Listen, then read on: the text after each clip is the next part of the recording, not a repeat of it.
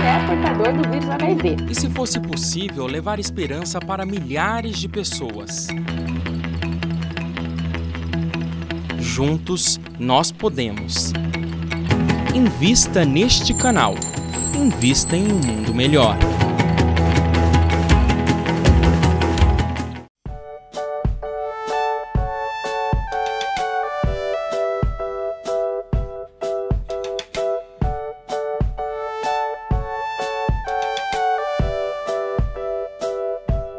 Olá, estamos aqui estudando com André Luiz essa questão delicada, essa questão apaixonante, que é a questão mediúnica, e falando aqui de uma comunicação através de Dona Eulália, com base no livro No Mundo Maior, capítulo 9, um tratado, um verdadeiro tratado escrito por André Luiz sobre mediunidade. Vejamos bem, após Dona Eulália ter recebido a comunicação daquele médico desencarnado, o grupo começou a colocar em questão a autenticidade da mensagem, dizendo assim, olha, a mensagem é edificante, mas não apresenta índices concludentes de identificação pessoal, individual, não procedia possivelmente do conhecido profissional que a subscrevera.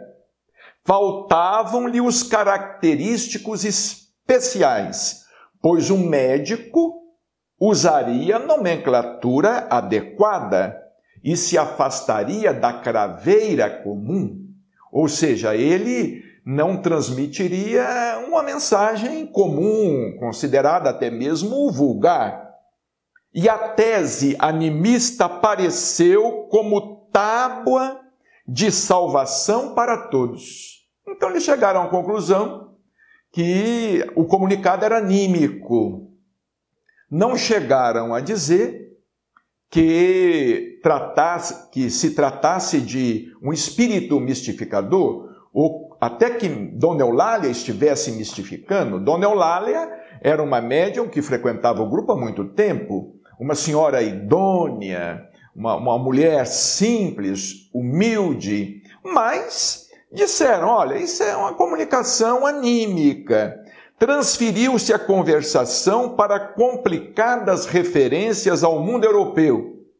Falou-se extensamente de Richer e do metapsiquismo internacional, Pierre Janet, Charcot, Desrochers e Aksakov eram a cada passo trazidos à baila.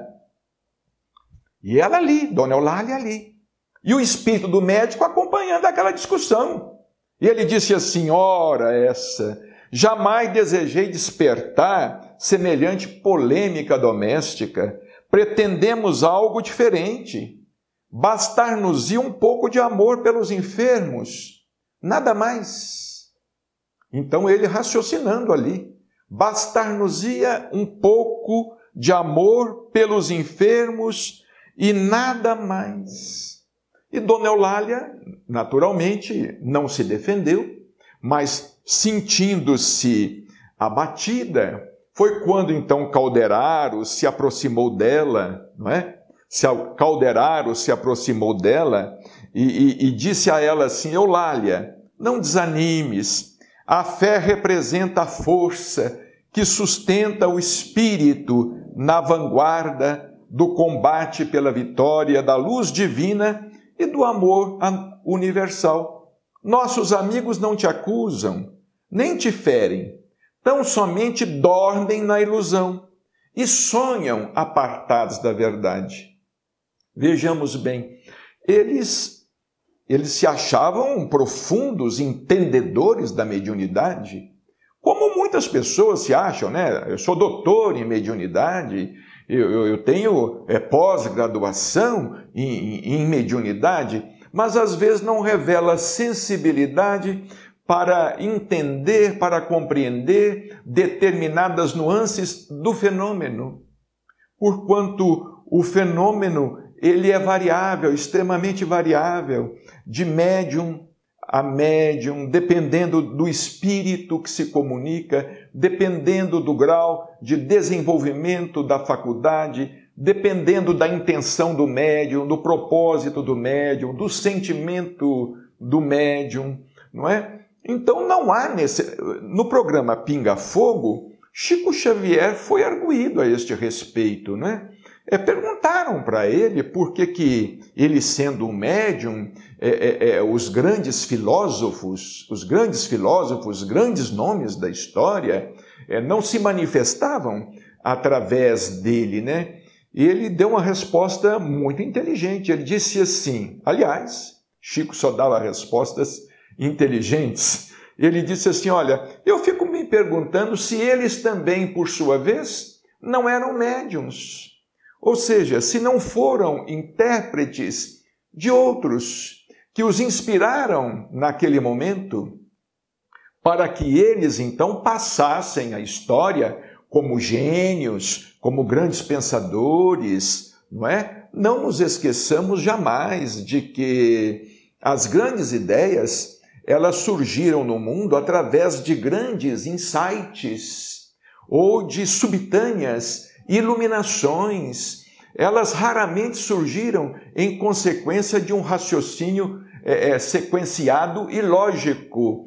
Elas nasceram como uma luz se acende de repente, como se esses seus autores tivessem sido inspirados por outras mentes, por outras cabeças. Então isso acontece muitas vezes com os médiuns, não é? Os médiuns muitas vezes são cobrados por aqueles que não entendem determinadas nuances da mediunidade, como Dona Eulália aqui foi cobrada. Um médico se manifestou através dela, só faltava que eles desejassem que Dona Eulália passasse a mão num bisturi e fosse fazer uma cirurgia ali em alguém para provar que, de fato, ela estava psicografando ou incorporando um médico desencarnado. Não é? E isso não é assim que acontece. Quando o médium possui